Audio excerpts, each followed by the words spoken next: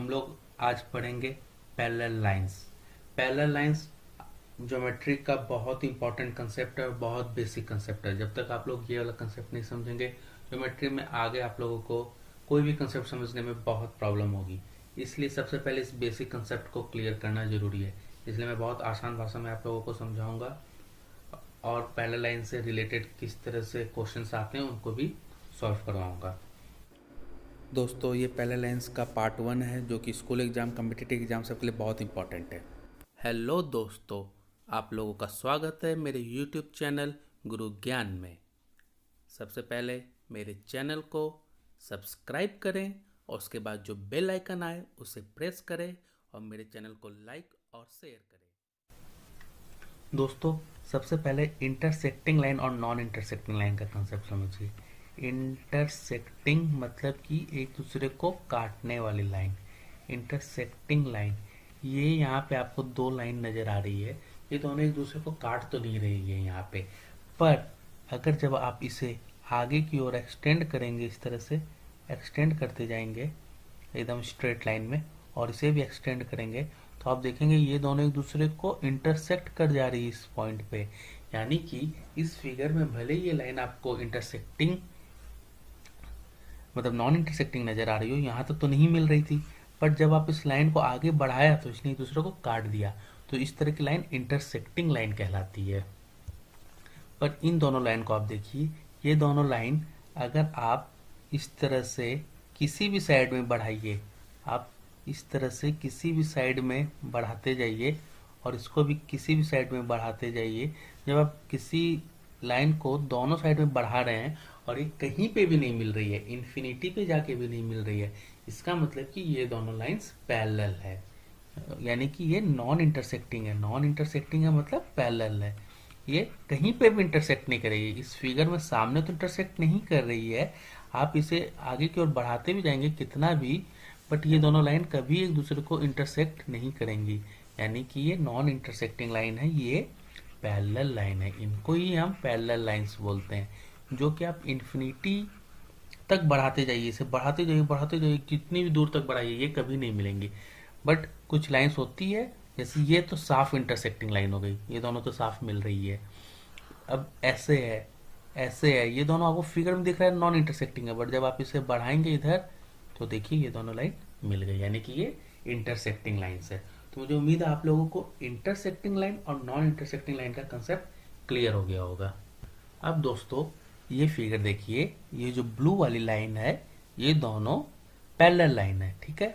और इसे ये जो तिरछी रेड वाली लाइन काटी है इसे हम कहते हैं ट्रांसवर्सल लाइन, है ना, ट्रांसवर्सल,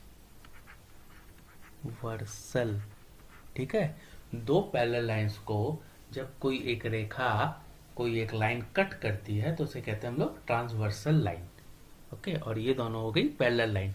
तो यहाँ पे हमारे कितने एंगल बने, ये देखिए, ये एंगल 1, इसे कहेंगे एंगल 1, ये एंगल 2, ये एंगल 3, ये एंगल 4, ये एंगल 5, ये 6, ये 7 और ये 8।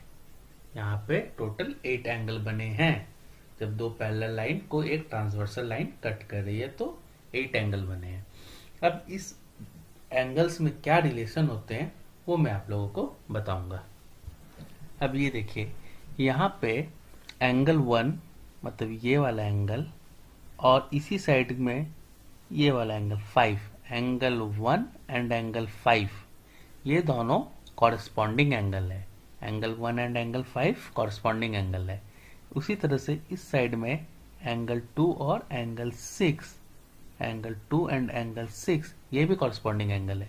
उसी तरह से जब नीचे की ओर देखेंगे तो इधर ये नीचे वाला एंगल 3 और इधर भी ये नीचे वाला एंगल 7, एंगल 3 एंड एंगल 7 ये भी कॉरेस्पॉन्डिंग एंगल है।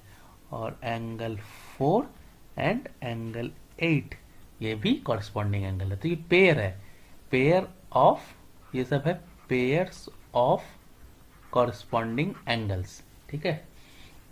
ये चाहे लाइन पैरेलल हो चाहे नॉन पैरेलल हो, इनको ही कॉरस्पॉन्डिंग एंगल्स बोलेंगे, पेयर्स ऑफ कॉरस्पॉन्डिंग एंगल। पर जब दो पैरेलल लाइन को एक ट्रांसवर्सल काटती है, उस केस में क्या होता है, ये कॉरस्पॉन्डिंग एंगल्स इक्वल होते हैं।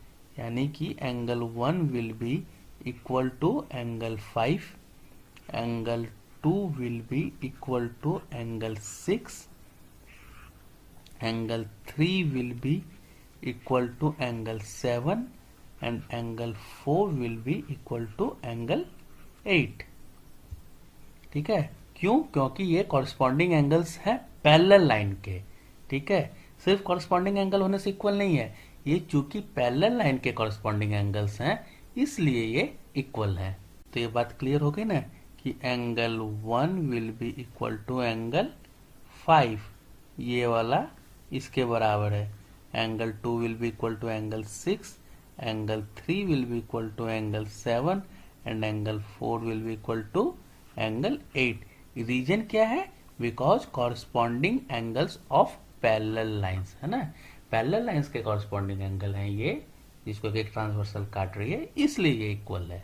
ओके, अब ये देखिए एंगल 3 यानी कि ये वाला एंगल और एंगल 5, ये दोनों क्या अल्टरनेट एंगल है, 3 और 5 इस साइड में और एक इस साइड में, यानी अल्टरनेट, एक दूसरे के अल्टरनेट में हो रहे हैं। और चूंकि दोनों पैरेलल लाइन के अंदर है, इनसाइड, इन दोनों पैरेलल लाइन के अंदर वाला एंगल है 3 और 5, तो इसे हम कहते हैं interior alternate angle, interior alternate angle, ये हो गए इंटीरियर अल्टरनेट एंगल्स। ठीक है, और अब यहां पे देखिए सेम इसी तरह ये 1, इधर का 1 और इधर का 7, ओके, ये 1 एंड 7 और इधर का ये 2 बाहर की ओर है और इधर का ये 8, ये दोनों ऐसे अल्टरनेट है, 2 इस साइड में है तो 8 इस साइड में है ना, 2 लेफ्ट हैंड साइड में तो 8 राइट हैंड साइड में, 1 राइट हैंड साइड में तो 7 लेफ्ट हैंड साइड में, तो ये भी अल्टरनेट हुआ। तो ये दोनों भी अल्टरनेट एंगल्स है, बट ये चूंकि पैरेलल लाइंस के बाहर में, ये पैरेलल लाइन है इसके इस साइड में बाहर की ओर है और ये भी बाहर की ओर है, इसलिए इसे हम कहते हैं एक्सटीरियर अल्टरनेट एंगल्स। ठीक है, ये एक्सटीरियर अल्टरनेट एंगल्स हैं। तो अगर दो लाइन पैरेलल है और उसे एक ट्रांसवर्सल काट रही है तो ये अल्टरनेट एंगल भी इक्वल होते हैं, यानी angle 3 equal to angle 5, angle 4 equal to angle 6 because of parallel line interior alternate angles are equal. ठीक है, तो यहाँ आपको रीजन लिखना पड़ेगा because of interior alternate angles of parallel line. और उसी तरह and angle 1 will be equal to angle 7, this angle 1 will be equal to angle 7 and angle 2 will be equal to angle 8 because of exterior alternate angles of parallel line। ठीक है, तो ये दोनों क्यों equal है? क्योंकि ये interior alternate angles of parallel line है। ठीक ना, और ये दोनों क्यों इक्वल है? Because of exterior alternate angles of parallel line. ठीक है, तो ये कंसेप्ट क्लियर है कि ये एंगल्स भी इक्वल होंगे और उधर वो कॉरस्पॉन्डिंग एंगल्स भी इक्वल होंगे। तो सबसे पहले तो आपको ये याद रखना है कि कौन कौन से एंगल्स कौन कौन से पेयर बना रहे हैं, कौन से एंगल इंटीरियर अल्टरनेट एंगल है, कौन से एंगल्स एक्सटीरियर अल्टरनेट एंगल है और कौन से एंगल कॉरस्पॉन्डिंग एंगल्स है। ये सब आपको पहले ध्यान में रख लेना है और जो मैंने आपको बताया उसे आप बार बार देखिए अगर कोई भी कंफ्यूजन है तो। इतना तक कंसेप्ट क्लियर है? अब देखिए, अब हम लोग एक चीज जानते हैं कि कोई भी स्ट्रेट लाइन का एंगल जो होता है वो 180 डिग्री होता है। जैसे ये एक स्ट्रेट लाइन है तो यहाँ पे ये एंगल बन रहा है, तो ये एंगल और ये एंगल इन दोनों का जोड़ हमेशा 180 डिग्री होगा क्योंकि ये टोटल एक 180 डिग्री होता है ना। स्ट्रेट लाइन हमेशा 180 डिग्री बनाता है, ये मालूम है ना कि स्ट्रेट लाइन हमेशा 180 डिग्री बनाता है, और एक पॉइंट के चारों तरफ का एंगल का जोड़ कितना होता है 360। एक पॉइंट के चारों तरफ का एंगल क्या होता है 360 डिग्री, और एक स्ट्रेट लाइन पे जो भी ये एंगल होता है ये कितना होता है 180 डिग्री। ये आप लोगों को मालूम है। तो वही चीज आप यहाँ पे सोचिए कि ये एक स्ट्रेट लाइन है, ये एक स्ट्रेट लाइन है, और इसके साथ ये एक एंगल बना रहा है इस तरह से, एंगल 1 और एंगल 2। तो एंगल 1 प्लस एंगल 2 क्या होगा 180 डिग्री होगा हमेशा, है ना। एंगल 1 प्लस एंगल 2 180 डिग्री होगा। उसी तरह से कौन कौन से एंगल का जो 180 डिग्री होगा वो आप खुद देख लीजिए। देखिए ये एक स्ट्रेट लाइन है, ये वाली एक स्ट्रेट लाइन है, तो हमें पता चल गया कि angle 1 plus angle 2 equal to 180 degree होगा। और उसी तरह ये नीचे में भी तो ये स्ट्रेट लाइन ही है, तो एंगल 3 प्लस एंगल 4 भी हमेशा 180 डिग्री होगा, है। अब आप अगर इस ट्रांसवर्सल को सोचोगे, ये ट्रांसवर्सल ये भी तो एक स्ट्रेट लाइन है, हाँ। तो इसलिए एंगल 1 प्लस एंगल 4 भी 180 डिग्री होगा। सिंपल सी बात है, कोई भी स्ट्रेट लाइन पे जो भी एंगल होगा वो हमेशा 180 डिग्री होगा। तो ये आप जहां देखें स्ट्रेट लाइन मिल रही है। ये कंसेप्ट समझ में आ गया ना। ये कंसेप्ट आपको समझ में आया कि नहीं आया कि 180 डिग्री होता है, ये मैं पहले भी बता चुका हूँ। ये एंगल और ये एंगल, इन दोनों को जब आप जोड़िएगा, सपोज अगर ये 40 डिग्री है तो ये एंगल क्या होगा 140 डिग्री होगा, क्योंकि जोड़ हमेशा 180 होना है। इन दोनों एंगल का जोड़ने पे हमेशा 180 आना है। सपोज इस एंगल का वैल्यू अगर 80 डिग्री आया तो इधर वाले एंगल का वैल्यू 100 डिग्री आएगा। इधर वाले का वैल्यू अगर 60 डिग्री आया तो इधर वाले का 120 आएगा, क्योंकि हमेशा इन दोनों एंगल का जोड़ 180 ही होना है एक स्ट्रेट लाइन के केस में। ये स्ट्रेट लाइन है, ये याद रखिए। जब ये स्ट्रेट लाइन होगा तभी जो इधर और इधर एंगल बन रहे हैं वो हमेशा 180 डिग्री होगा। ये बात ध्यान रखिए। और यहाँ पे फिर आप हर एक एंगल में लगा सकते हैं। यहाँ देखिए 5 और 6 ये भी तो स्ट्रेट लाइन पे है, तो एंगल 5 और एंगल 6 का जोड़ भी 180 डिग्री होगा। इधर भी देखिए ये एंगल 7 और ये एंगल 8 ये भी एक स्ट्रेट लाइन पे है, तो ये भी 180 डिग्री होगा। तो इस तरह से आप देखेंगे। अगर अब आप यहाँ पे देखिए, आपने यहाँ क्या लिखा है, एंगल 3 और एंगल 4 180 डिग्री है। अब एंगल 3 इक्वल टू एंगल 5 है, ये हम जानते हैं क्योंकि अल्टरनेट एंगल है। एंगल 3 इक्वल टू एंगल 5, तो हम इस इक्वेशन में एंगल 3 की जगह एंगल 5 भी लिख सकते हैं। तो क्या आया, angle 5 plus angle 4 is 180 degree. ये एक नई बात आपके सामने आई कि एंगल 5 यानी कि ये वाला एंगल और एंगल 4 इन दोनों का जोड़ हमेशा 180 डिग्री होगा। यानी कि पैरेलल लाइन में ये जो दो पैरेलल लाइन है इसके जो अंदर के एंगल है, ये दोनों 4 और 5 क्या है, अंदर वाला एंगल है। ये जो अंदर वाले एंगल है इनका जोड़ हमेशा 180 डिग्री होता है। इसी तरह से एंगल 3 यानी कि ये वाला एंगल और एंगल 6 यानी कि ये वाला एंगल, एंगल 6, ये एंगल 3 और एंगल 6 का जोड़ भी 180 डिग्री ही होगा। ठीक है, इसको हम लोग बोलते हैं interior opposite angle. Sum of interior opposite angle, sum of interior opposite angle वो हमेशा 180 डिग्री होगा पैरेलल लाइन के केस में। ठीक है, एग्जाम्पल से समझिए तब समझ में आएगा। सपोज अगर मैं बोलूं कि ये वाला एंगल 40 डिग्री है तो आप मुझे इस एंगल का वैल्यू बताइए। तो अगर ये 40 डिग्री है तो ये एंगल का वैल्यू होगा 140 डिग्री। क्यों? क्योंकि ये पैरेलल लाइन के अंदर वाला एंगल है।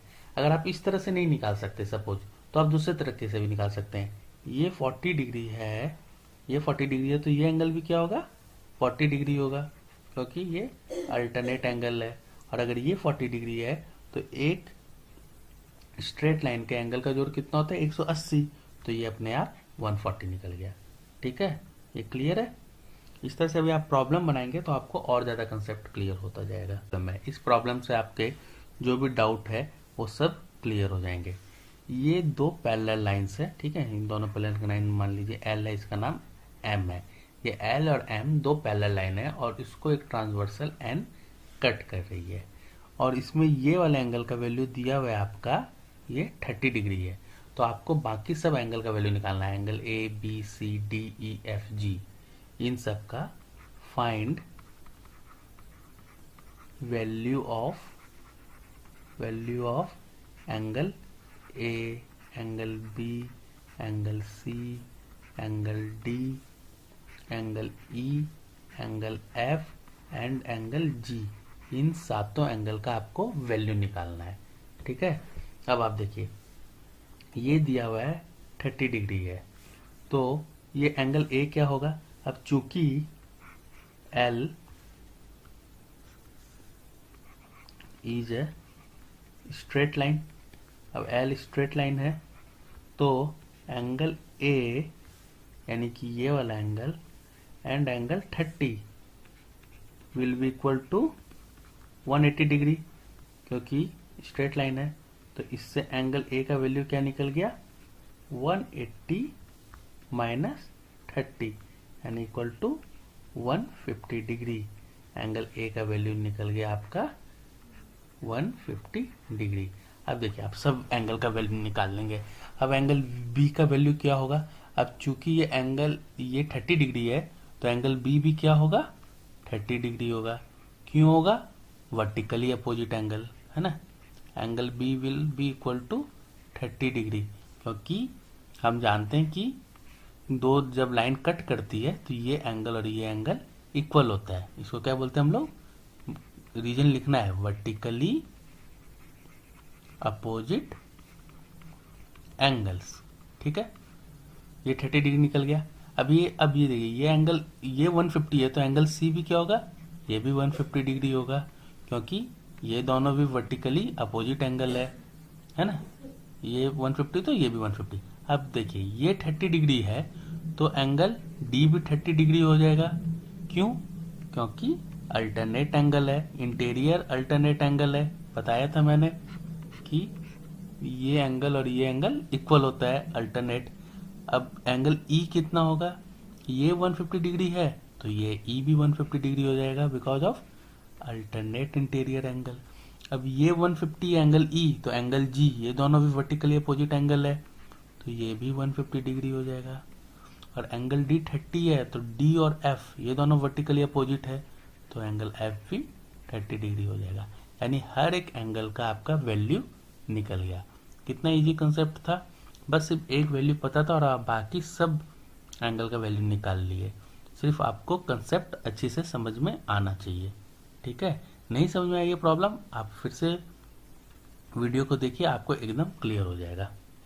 और ये बेसिक है, ये सबसे पहले क्लियर होना ज़रूरी है। यहाँ पे जो लिंक्स आए हुए हैं, आप इन लिंक्स के ऊपर क्लिक करके मेरे बाकी वीडियोस भी देख सकते हैं और इससे बाकी लोगों को शेयर कर सकते हैं, लाइक कर सकते हैं, सब्सक्राइब कर सकते हैं। Thank you. मेरा जो नेक्स्ट वीडियो होगा प्रॉब्लम ऑन पैरेलल लाइंस पे होगा।